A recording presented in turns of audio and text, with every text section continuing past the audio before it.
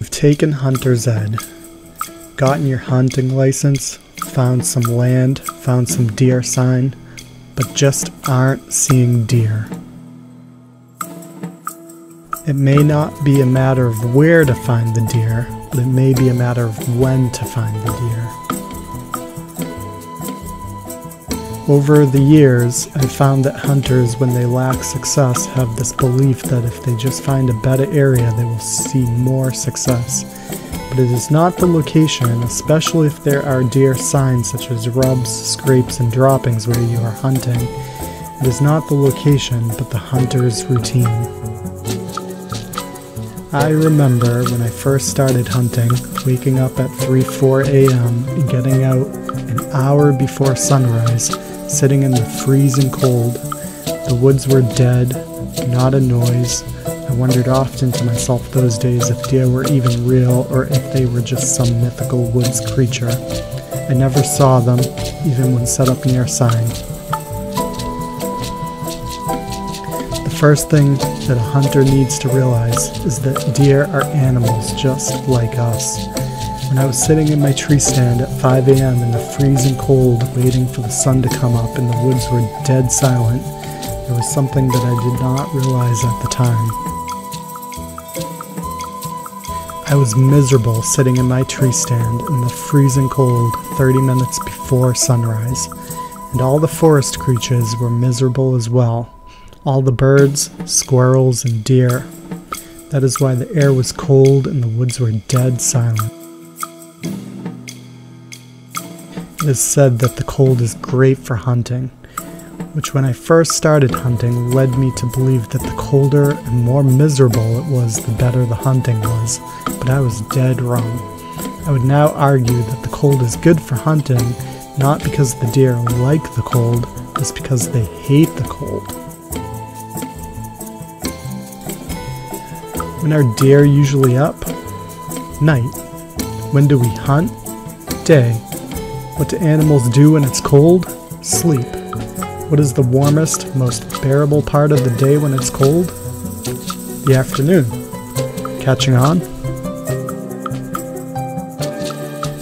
I should have been hunting the afternoons and not the morning. I could have slept in. As a hunter, my routine needed to change.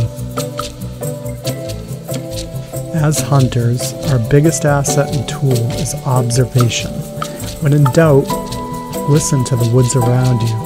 Are the woods dead silent, or are they teeming with life and chatter?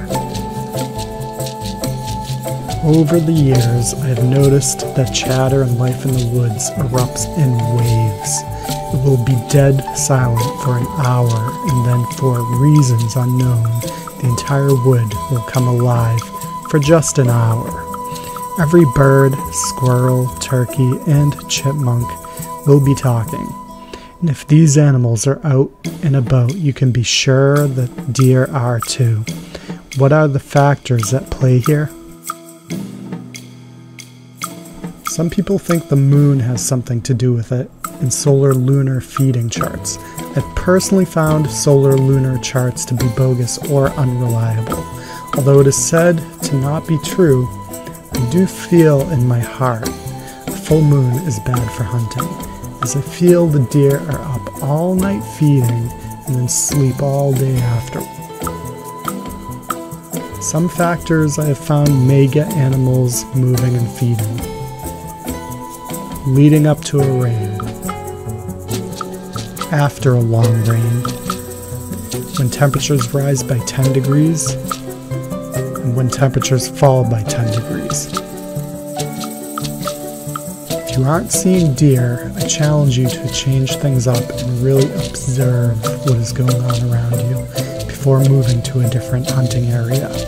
Because chances are, if you are doing things wrong where you are, then you will also be doing things wrong where you go next.